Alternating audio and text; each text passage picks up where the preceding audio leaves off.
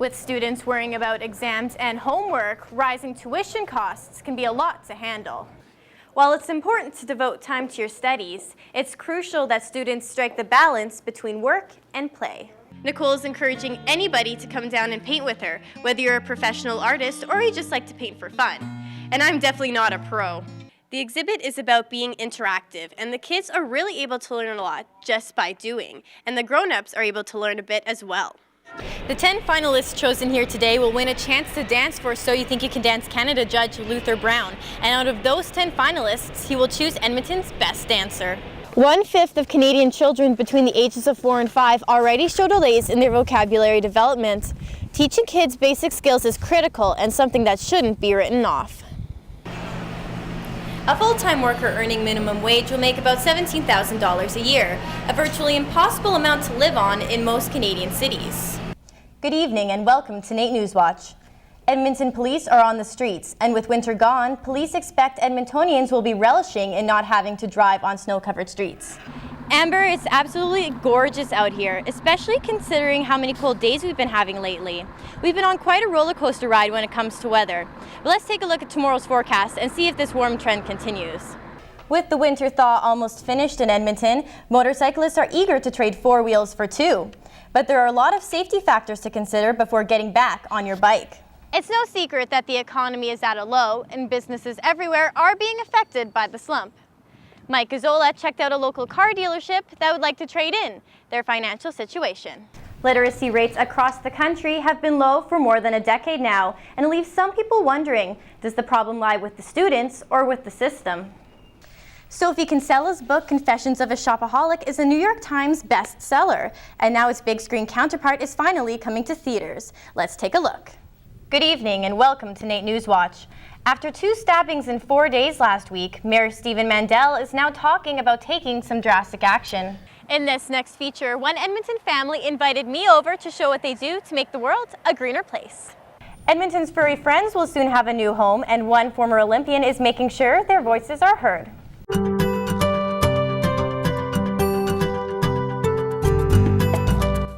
This is a recognition of many years of hard work. That hard work could save lives all over the world. Dr. Gavin Udit is the recipient of the 2009 Young Investigator Award for his work in developing a new treatment for heart failure. The ultimate dream of a clinician scientist is to really provide a new therapy for our patients. And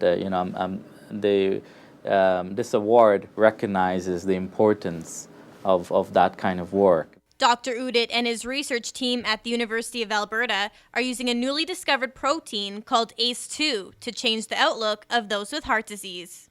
The ongoing burden from heart disease continues to be unacceptably high, both in terms of patient suffering and in a high mortality rate. So what we're hoping to do with this new drug is to explore the body's own ability to treat itself. As this is a naturally occurring protein in the body, we simply want to give more of it in patients that have heart disease. Survival rates for heart attack victims are getting higher, meaning the risk for heart failure in the future is a major concern. Patients who had a heart attack formerly would not live through their heart attack. Well, we're getting better at getting them to live through their heart attack, but that means that they're left with a lot of damaged heart muscle, and unfortunately that leads to heart failures. This new treatment is a major discovery because it could treat more than just heart disease. This is a protein that controls many fundamental properties in the body that's really key in fighting diseases, including the heart, the blood vessels, and the kidney.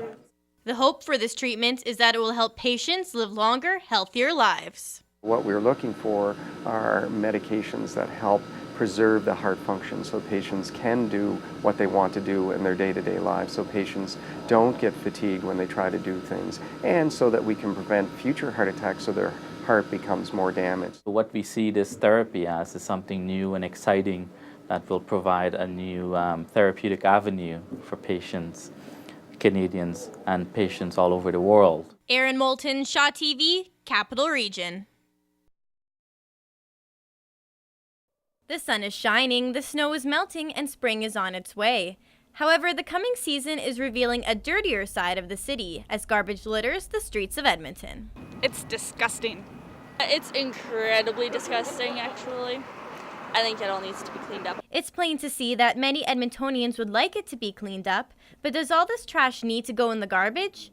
Meet Malcolm and Krista and their 4 kids, a local Edmonton family that makes sure nothing goes to waste. I think as a family of 6, we don't typically throw out more than 1 garbage can full of non-compostable or recyclable garbage every week. And I think that's pretty remarkable for the young family that we have. Malcolm takes the saying, "One man's trash is another man's treasure," seriously, and is known for being very strict about recycling. The family finds every way imaginable to reuse everything they can. The kids make crafts with stuff most people would throw away, like empty egg cartons and yogurt containers. They have really latched onto it, and I think they realize the importance of doing your part to help in making the earth a little bit a greener place. It's clear that the kids are really able to have fun while going green, and the most fun of all has them digging into something a bit dirtier.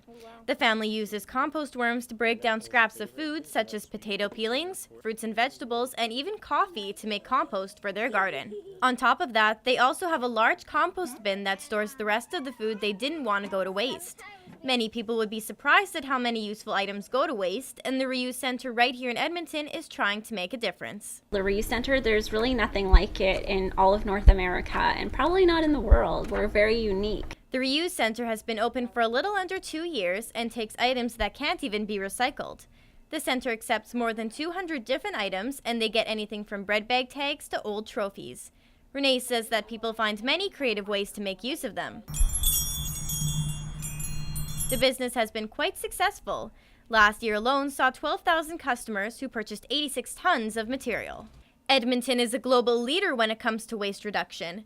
The city keeps 60% of residential waste out of landfills. The goal for the future is to keep 90% out by 2012. Anyone can do their part to make a difference, and Malcolm says not to get discouraged. Don't worry if you still end up throwing a lot of things that you could be recycling at the beginning. Once you start to learn what you can recycle and what you can't, it becomes a lot easier. When going green's concerned, even the smallest things can make a big difference. I'm Erin Moulton for Nate Newswatch Extra.